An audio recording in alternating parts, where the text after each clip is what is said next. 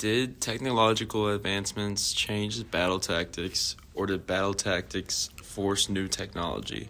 Today we take you into the jungle of the Vietnam War, where one of the most powerful militaries in the world faced an enemy that fought in a completely different way.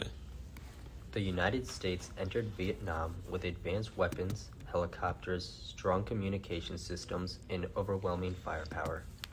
But the Viet Cong and North Vietnamese forces had something just as powerful: their tactics, their knowledge of the land, and their ability to adapt. The Vietnam War was fought between North Vietnam, which was communist, and South Vietnam, which the United States supported to stop the spread of communism during the Cold War.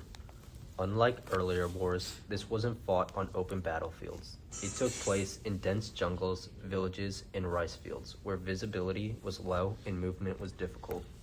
American soldiers were trained for traditional warfare, large battles, and clear enemies, but in Vietnam, they faced guerrilla fighters who blended in with civilians and attacked without warning. Viet Cong relied heavily on guerrilla tactics.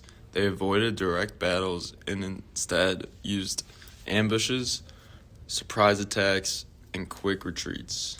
They also used booby traps, like punji sticks, tripwires, and hidden explosive devices. These were simple but deadly and slowed down U.S. troops. Another major advantage was their tunnel systems. These tunnels stretched for miles and included living spaces, storage rooms, and even hospitals. These tactics made it extremely difficult for the U.S. forces to find and defeat the enemy using traditional strategies. To respond, the United States introduced new technology. Helicopters became one of the most important tools. They allowed troops to quickly move into and out of combat zones. They were called air mobility. This changed how battles were fought, but it also created new risks, especially during landings in dangerous areas. The U.S. also used chemical defoliants like Agent Orange to remove jungle cover and expose enemy positions. Napalm was used to destroy areas and attack enemy forces, but it caused massive damage and harmed civilians and the environment. Even with this advanced technology, the enemy adapted. The Viet Cong continued to use the terrain, move at night, and rely on small, quick attacks instead of large battles. They avoided fighting on U.S. terms, which made American advantages less effective. So what came first, technology or tactics? In Vietnam, guerrilla tactics came first. Those tactics forced the United States to create and rely on new technologies like helicopters and chemical defoliants.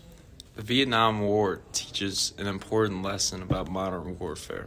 Having better technology doesn't guarantee victory.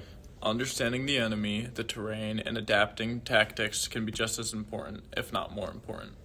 In the end, Vietnam proved that warfare isn't just about power, it's about strategy and adaptability. Thanks for listening.